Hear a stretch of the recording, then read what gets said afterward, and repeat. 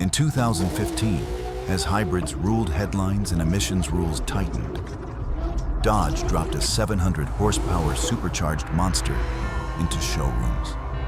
A family sedan that could smoke tires in 3 gears. This was the Hellcat, and it changed muscle forever. Rewind to 2010.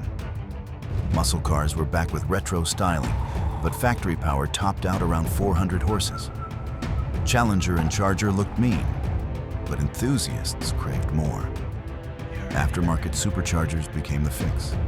Dodge watched rivals play safe. Then they decided to break every rule. 2014 LA Auto Show.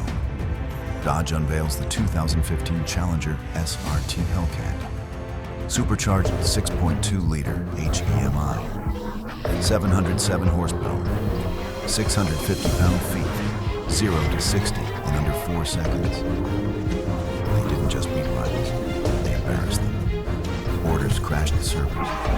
Burnout videos went viral overnight. Critics called it irresponsible. Dodge called it genius. Videos of a 700 horsepower car roasting its tires? That's reckless. It's irresponsible. Or it's brilliant. Didn't stop.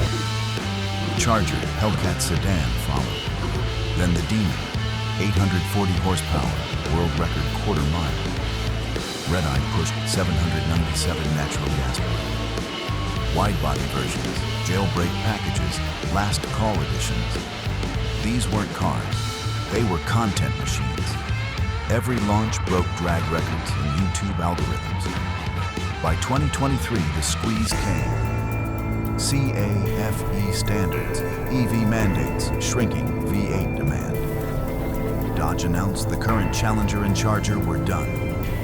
Last call Hellcat sold out in hours. 20 years after muscle nearly died once, factory supercharged V8s faced extinction again. The Hellcat proved factories could still build absurd, grinning rebellion. It was muscle's final middle finger to caution.